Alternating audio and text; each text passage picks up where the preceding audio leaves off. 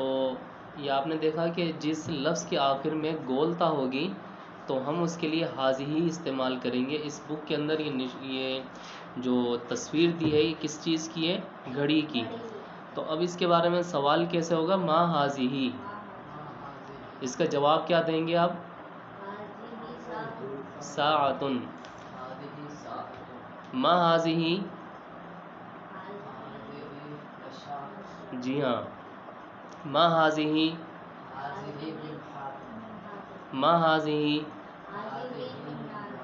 منارتن. ٹھیک ہے. ما حاضی ہی.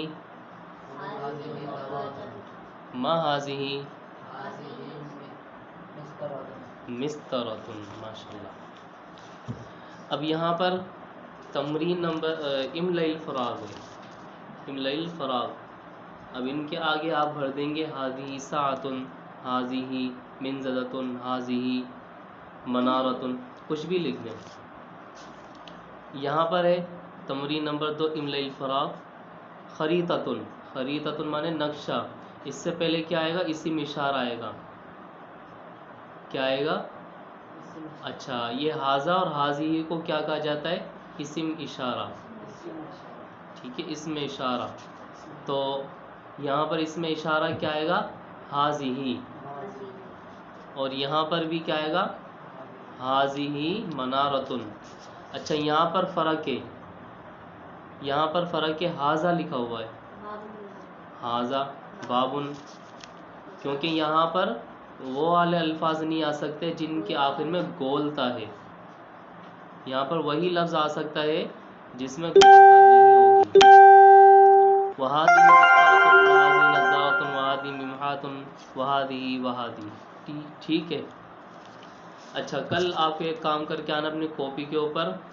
یہ جو لکھے ہوئے ہیں نا اردو کے اندر، یہ گھڑی ہے، یہ میز ہے، یہ مسجد ہے، یہ گھر ہے، یہ دکان ہے، یہ مدرسہ ہے، یہ مینار ہے، یہ دیوار ہے، یہ تختہ سیاہ ہے، یہ منہ ہے اور یہ زبان ہے. یہ سارے کے سارے آپ کاپی کے اوپر لکھ کر آئیں گے. اردو میں لکھیں گے پہلے ایک سائڈ، پھر دوسری سائڈ آپ عربی کے اندر لکھیں گے. ٹھیک ہے، یہ کل کا کام ہے. علم الصرف کے اندر فاعل کسے کہتے ہیں؟ کام کرنے والے کو. مفعول جس پر کام. جی ہاں. اور اس بات کسے کہیں گے؟ اس بات یا مثبت.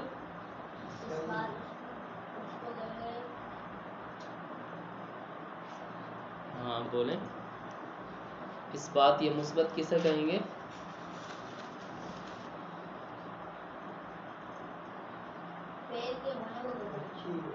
آپ نے دیکھا کیوں ہے؟ دیکھا نہیں نا. نفی اور منفی کسے کہیں گے؟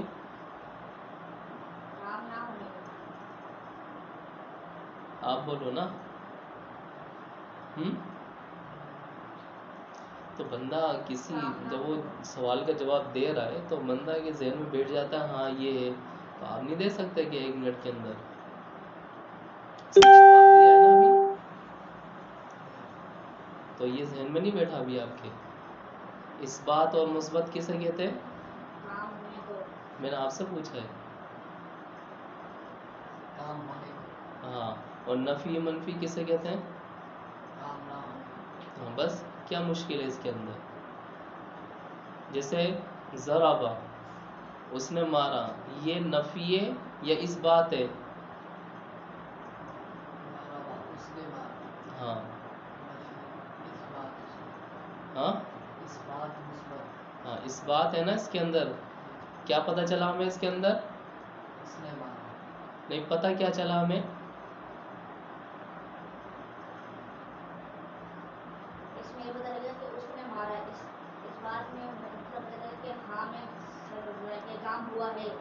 کام ہوا ہے یہ پتہ چل رہا ہے نا اس میں. یہ نہیں پتہ چل رہا. ما ضربا، اس نے نہیں مارا. کیا ہے یہ؟ اس بات ہے، مثبت ہے، نفی ہے، منفی ہے؟ ہاں. کیوں نفی منفی کیوں ہے؟ اس نے نہیں مارا. ہاں. نفی منفی کیوں کہہ رہے ہیں اسے ہم؟ کام نہیں ہوا، مبشر کو بات بہت دیر سے سمجھ میں آتی ہے، بہت دیر میں جا کر آتی ہے، وہ بھی تھوڑی سی.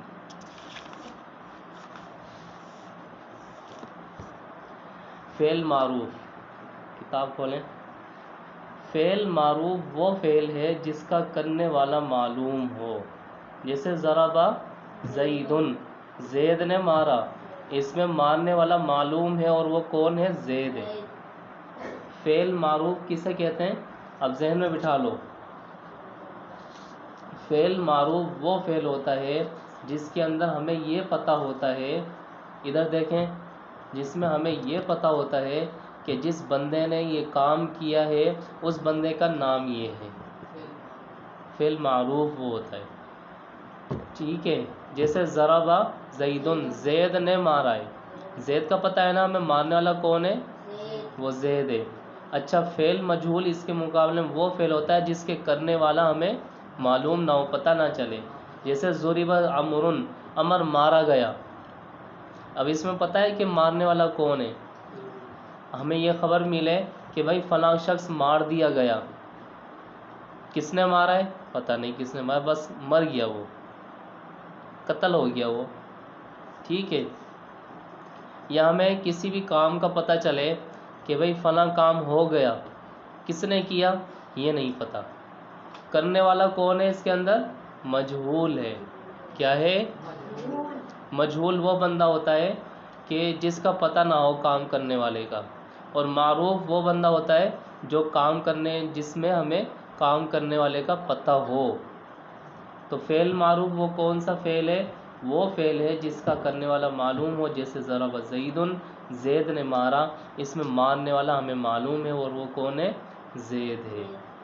فعل مجہول وہ فعل ہے جس کا کرنے والا معلوم نہ ہو. جیسے ضرب عمر، عمر مارا گیا، اس میں یہ معلوم نہیں کہ مارنے والا کون ہے. فعل لازم وہ فعل ہے جو فقط فاعل پر پورا ہو جائے. جیسے جلس زیدن، ذہب عمر. اب یہاں پر زید کے اوپر بات پوری ہو گئی.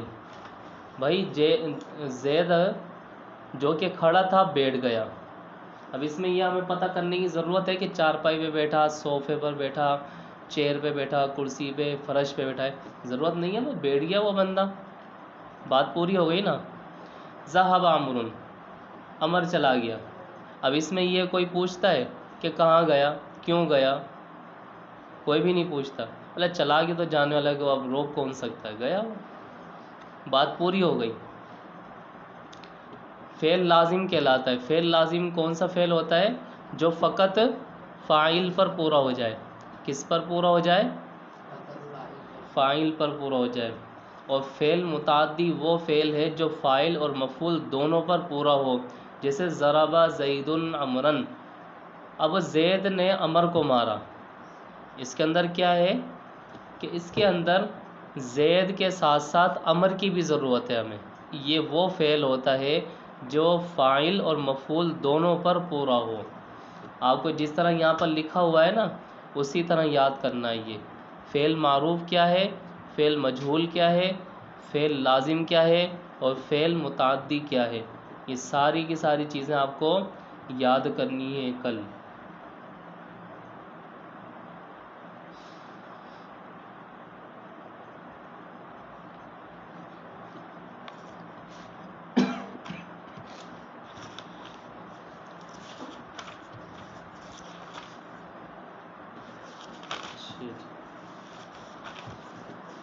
اب ہم تقویۃ الایمان پڑھنے جا رہے ہیں. کل ہم نے تقویۃ الایمان کی جو ہے توحید والا جو پہلا حصہ تھا وہ ہم نے پڑھ لیا تھا، توحید کا بیان جس میں پہلا باب تھا. اب دوسرا باب ہے ہمارا شرک کی قسمیں. شرک کتنی قسموں کے اوپر ہوتا ہے، کون کون سا شرک ہوتا ہے. اب یہ جاننا ضروری ہے کہ اللہ پاک نے کون کون سی چیزیں اپنی ذات کے لیے مخصوص فرمائیں. اللہ تعالیٰ نے اپنی ذات کے لیے کون کون سی چیزیں خاص کر لی ہیں، مخصوص مطلب خاص کر لی ہیں، تاکہ ان میں کسی کو شریک نہ کیا جائے. ایسی چیزیں بے شمار ہیں. کتنی ہیں؟ بے شمار ہیں. ہم یہاں چند چیزوں کو بیان کر کے قرآن اور حدیث سے ثابت کریں گے تاکہ لوگ ان کی مدد سے دوسری باتیں بھی سمجھ لیں. نمبر 1، علم میں شرک. اللہ کا جو علم ہے اس کے اندر بھی لوگ شرک کرتے ہیں. وہ کیسے کرتے ہیں سمجھتے ہیں. پہلی چیز یہ ہے کہ اللہ تعالیٰ بحیثیت علم ہر جگہ حاضر و ناظر ہے. اللہ تعالیٰ اپنے علم کے اعتبار سے سب جگہ ہے، اپنی ذات کے اعتبار سے سب جگہ نہیں ہے، بلکہ کہاں پر ہے؟ عرش پر ہے. یعنی اس کا علم ہر چیز کو گھیرے میں لیے ہوئے ہے. اب اللہ تعالیٰ عرش کے اوپر ہے، لیکن اگر اس دنیا کے اندر کسی درخت سے کوئی پتا زمین کے اوپر گر جائے اللہ کو پتہ ہے. حالانکہ اللہ تعالیٰ یہاں نہیں ہے دنیا میں. کہاں پر ہے؟ عرش عظیم کے اوپر ہے، بہت اوپر ہے، بہت اوپر ہے. لیکن اللہ کا علم کتنا بڑا ہے اور کتنا وسیع ہے اللہ تعالیٰ کا علم کہ اللہ تعالیٰ کو وہ پتا گرنے والا اس کا علم ہے. یہی وجہ ہے کہ وہ ہر چیز سے ہر وقت باخبر ہے. کائنات میں کون سی جگہ کیا ہو رہا ہے اور کیسے ہو رہا ہے اللہ تعالیٰ کو سب کچھ پتہ ہے. ہاں وہ چیز دور ہو یا قریب، پوشیدہ ہو یا ظاہر. پوشیدہ یعنی چھپی ہوئی. چھپ کر کوئی انسان کوئی بھی گناہ کرے، کوئی بھی کام کر لے اللہ کو پتہ ہے.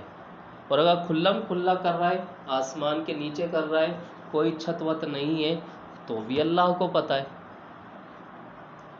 آسمانوں میں ہو یا زمینوں میں ہو اللہ کو معلوم ہے.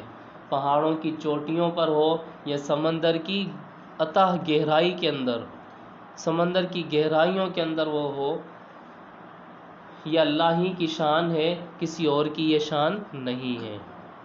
اگر کوئی اٹھتے بیٹھتے کسی غیر اللہ کا نام لے یا دور اور نزدیک سے اسے پکارے کہ وہ اس کی مصیبت رفع کر دے، یا دشمن پر اس کا نام پڑھ کر حملہ کرے، یا اس کے نام کا ختم پڑھے، یا اس کے نام کا ورد رکھے، یا اس کا تصور ذہن میں جمائے اور یہ عقیدہ رکھے کہ جس وقت میں زبان سے اس کا نام لیتا ہوں یا دل میں اس کا تصور آتا ہے یا اس کی صورت کا خیال کرتا ہوں یا اس کی قبر کا دھیان کرتا ہوں تو اس کو خبر ہو جاتی ہے، یہ شرک ہے. کوئی دل میں سوچے، اپنی زبان کے اوپر نام لے کر اس سے مدد مانگے اور یہ سوچے کہ میں اب اس کا نام لے رہا ہوں نا، میں فلاں پیر کا نام لے رہا ہوں، آپ کو نہیں پتہ لیکن میرے پیر کو پتہ چل جائے گا. حالانکہ یہ صفت کس کی ہے؟ اللہ تعالیٰ کی ہے. یہ صفت کہ اللہ تعالیٰ عرش عظیم پر ہونے کے باوجود سارے علم سے باخبر ہے. اللہ تعالیٰ کو سب کچھ معلوم ہے. لیکن اب کوئی شخص یہ صفت کسی بندے میں جاری کر دے، بندے میں ماننا شروع کر دے اور یہ کہے کہ وہ فلاں پیر فلاں بزرگ بھی یہ ساری چیزیں جان لیتا ہے، تو یہ کیا ہو جائے گا؟ شرک ہو جائے گا. میری کوئی بات اس سے چھپی ہوئی نہیں. ہم یہ کہیں کہ پیر سے فلاں بزرگ سے میری کوئی بات چھپی ہوئی نہیں ہے تو یہ کیا ہے؟ شرک ہے یہ. اور مجھ پر جو حالات گزرتے ہیں جیسے بیماری یا صحت، فراخی یا تنگی، ٹھیک ہے، موت یا حیات، غم اور مسرت، مشکل، غم یا خوشی، اس کو ان سب کی ہر وقت خبر رہتی ہے میرے پیر کو، میرے بزرگ کو. جو بات میری زبان سے نکلتی ہے وہ اسے سن لیتا ہے، حالانکہ میرے پاس ہے نہیں، کروڑوں دور میل دور ہے وہ، ٹھیک ہے، لیکن وہ پھر بھی سن لیتا ہے. اور میرے دل کے خیالات، میرے دل کے خیال کوئی جان سکتا ہے، لیکن وہ یہ بندہ کہہ رہا ہے کہ میرا بزرگ جان لیتا ہے، میرا ولی، اور دل کے خیالات اور تصورات سے واقف رہتا ہے. ان تمام باتوں سے شرک ثابت ہو جاتا ہے. جو بندہ یہ عقیدہ بنائے، اس طرح کی باتیں کرے، اس طرح کا نظریہ ہو اس کا، وہ بندہ کیا ہے؟ مشرک ہے وہ. یہ شرک فی العلم ہے. کون سا شرک ہے یہ؟ شرک فی العلم، یعنی حق تعالی جیسا علم غیر اللہ کے لیے ثابت کرنا. یعنی جیسا اللہ کا علم ہے ہم یہ کہیں کہ اللہ کے علاوہ کوئی اور بھی ایسا علم رکھتا ہے تو یہ شرک فی العلم ہو جائے گا. بلا شبہ اس عقیدے سے انسان مشرک ہو جاتا ہے. خواہ یہ عقیدہ کسی بڑے سے بڑے انسان کے متعلق رکھے یا مقرب سے مقرب فرشتے کے بارے میں، یعنی فرشتوں کو بھی نہیں پتہ، ایسا علم فرشتوں کے پاس بھی نہیں ہے. سمجھ رہے ہو بات؟ ایسا علم فرشتوں کے پاس بھی نہیں ہے، چاہے ان کا یہ علم ذاتی سمجھا جائے یا اللہ کا عطا کیا ہوا. ہم اگر یہ کہیں کہ اللہ نے ان کو یہ علم دیا ہے کہ وہ ہماری ہر بات سن لیتے ہیں، تب بھی یہ کیا ہے؟ شرک ہے. ایسا نہیں ہے، اللہ تعالیٰ نے یہ علم کسی کو بھی نہیں دیا. ہر صورت میں یہ شرکی عقیدہ ہے.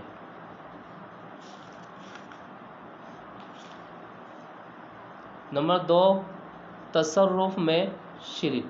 کائنات میں ارادے سے تصرف اور اختیار کرنا، حکم چلانا، خواہش سے ماننا اور زندہ کرنا، یہ ساری صفتیں کس کی ہیں؟ اللہ کی. فراخی اور تنگی کرنا، انسان کو مشکل حالات میں اور خوشی والے حالات میں ڈال دینا، یہ کون کرتا ہے؟ اللہ تعالیٰ. تندرست کون کرتا ہے؟ بیماری کس کی طرف سے آتی ہے؟ اللہ کی طرف سے. فتح و شکست کس کی طرف سے آتی ہے؟ اللہ. اقبال اور ادبار یعنی اونچا اور نیچ، اونچ نیچ آتی رہتی ہے نا انسان کی زندگی میں. مرادیں برلانا، یہ کون کرتا ہے؟ اللہ. بلائیں کون ٹالتا ہے؟ مشکل میں دستگیری کون کرتا ہے؟ اور وقت پڑنے پر مدد کون کرتا ہے؟ یہ سب کچھ اللہ ہی کی شان ہے، کسی غیر اللہ کی یہ شان نہیں. خواہ وہ کتنا ہی بڑا انسان یا فرشتہ ہی کیوں نہ ہو، فرشتے وہ بھی یہ کام نہیں کر سکتے ہمارے. پھر جو شخص اللہ کے بجائے کسی اور میں ایسا تصرف ثابت کرے، نہیں میرے ولی میں ہیں یہ ساری چیزیں، تو وہ کیا ہو جائے گا؟ مشرک ہو جائے گا. اور اس سے مرادیں مانگے اور اسی غرض سے اس کے نام کی منت مانے یا اس کے نام کی قربانی کرے اور مصیبت کے وقت اس کو پکارے کہ اس کی بلائیں ٹال دے، ایسا شخص مشرک ہے. اور اس کو شرک فی تصرف کہا جاتا ہے. کون سا شرک؟